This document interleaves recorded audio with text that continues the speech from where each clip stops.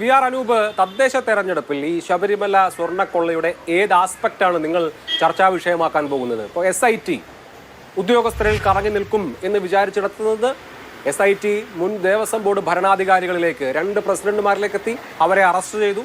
അന്വേഷണത്തെക്കുറിച്ച് കോടതിക്കോ പൊതുസമൂഹത്തിനോ എതിരഭിപ്രായമില്ല. ആ അന്വേഷണം പുരോഗമിക്കുന്നുണ്ട്.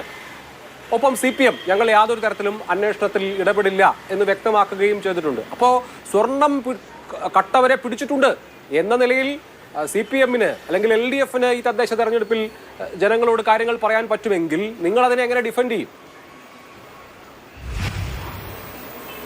അഭിലാഷേ, CPM അന്വേഷണത്തിൽ ഇടപെടുന്നില്ല എന്നൊക്കെ വലിയ കാര്യമായിട്ട് എങ്ങനെ പറയാൻ കഴിയുന്നത്? CPM-ന് ഇടപെടാൻ കഴിയില്ല എന്നുള്ളതാണല്ലേ യാഥാർത്ഥ്യം. ഹൈക്കോടതിയുടെ നേരിട്ടുള്ള മേൽനോട്ടത്തിൽ നടക്കുന്ന അന്വേഷണത്തിൽ CPM-ന് ഇടപെടാൻ കഴിയില്ലെന്നേ. ഇത് കോടതിയുടെ നേരിട്ടുള്ള മേൽനോട്ടമായതുകൊണ്ട് മാത്രമാണ് ഇതിവിടെ വരെ എത്തിയത്. ഇതെല്ലാം ആളുകൾ മനസ്സിലാക്കുകയല്ലേ. പഴയ കാലമാണ്, കോർട്ട് പ്രൊസീഡിങ്സ് പോലും ആളുകൾ നേരിട്ട് കണ്ടുകൊണ്ടിരിക്കുന്ന ഒരു കാലത്താണ് നമ്മൾ ജീവിക്കുന്നത്.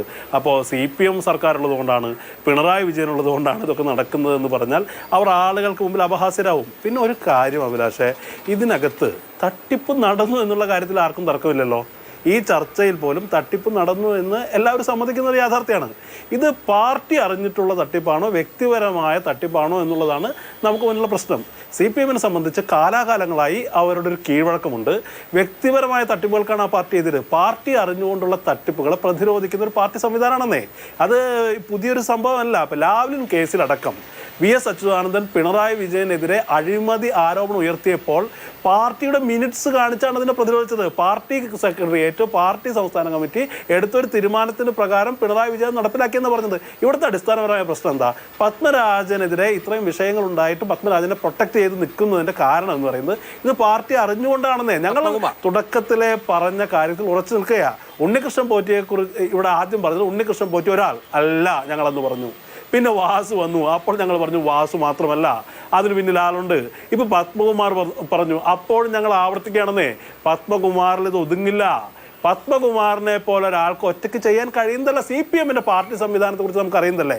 ഇദ്ദേഹം ഈ CPM സഹയാത്രികനായ ഈ ജേർണലിസ്റ്റ് ബഹുമാന്യനായ അദ്ദേഹം പാർട്ടിക്കാരെ പോലും നാണിക്കുന്ന വിധത്തിലല്ലേ ന്യായീകരണം നടത്തുന്നത്. ഇതെന്താണ് യാഥാർത്ഥ്യം?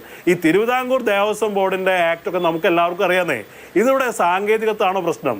ദേവസ്വം ബോർഡിൽ മന്ത്രി ദേവസ്വം ബോർഡിൻ്റെ ഫയൽ കാണില്ല എന്നൊക്കെ ഒരു ചർച്ചയിൽ വന്ന് പറയേണ്ട കാര്യമൊന്നുമില്ല. മന്ത്രി കാണില്ല എന്ന് എല്ലാവർക്കും അറിയാം. പക്ഷെ മന്ത്രി ഫയൽ കണ്ടിട്ടാണോ? ഇവിടെ CPM-ന്റെ മുകളിൽ നിന്നുള്ള നിർദ്ദേശം അനുസരിച്ച് CPM ഭരിക്കുമ്പോൾ പാർട്ടിയുടെ മോണിറ്ററിങ് ഇതിലൊന്നും നടക്കുന്നില്ല എന്ന് അദ്ദേഹം പറഞ്ഞാൽ വിശ്വസിക്കാൻ മണ്ടന്മാരാണോ നമ്മളൊക്കെ?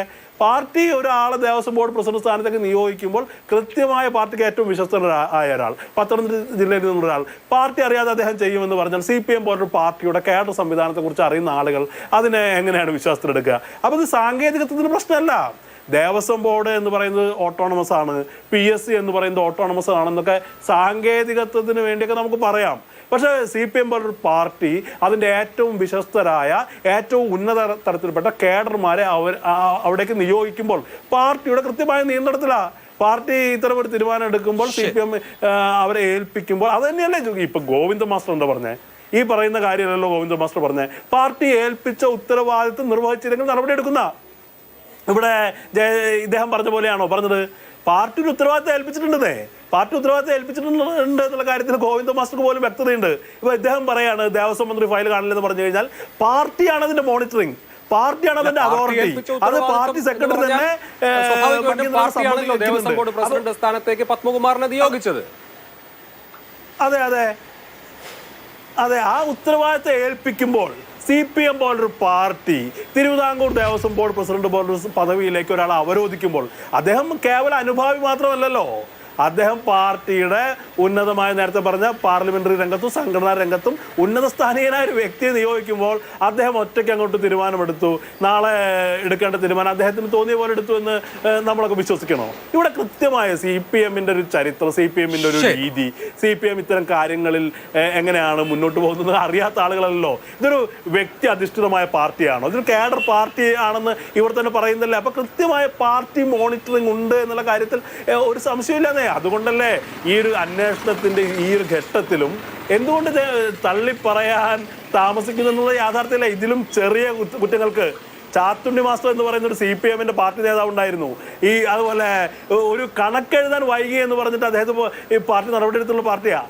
ഇവിടെ കർഷക സംഘത്തിന്റെ സംസ്ഥാന പ്രസിഡന്റ് ആയിരുന്ന വ്യക്തിയെ കണ്ണൂരിൽ എന്തോ പറഞ്ഞ് പുറത്താക്കിയത് വളരെ ചെറിയ കാര്യങ്ങൾക്ക് വളരെ കർശനമായ നിലപാടെടുത്തു എന്ന് അഭിമാനപൂർവ്വം പറയുന്ന പാർട്ടി ഇത്ര വലിയ അത് കോടതിയുടെ കുറ്റപത്രം തയ്യാറാക്കുന്നവരൊക്കെ കാത്തിരിക്കുമെന്ന് പറയുമ്പോൾ പത്മകുമാറിനെതിരെ നടപടി എങ്ങനെ എടുക്കണോ എടുക്കാതിരിക്കണോ എന്നുള്ള ധാർമ്മികമായ പ്രതിസന്ധി CPM-ന് മുന്നിൽ വരുന്നത് എന്തുകൊണ്ടാണ്? CPM party അറിഞ്ഞതുകൊണ്ടാണെന്നേ.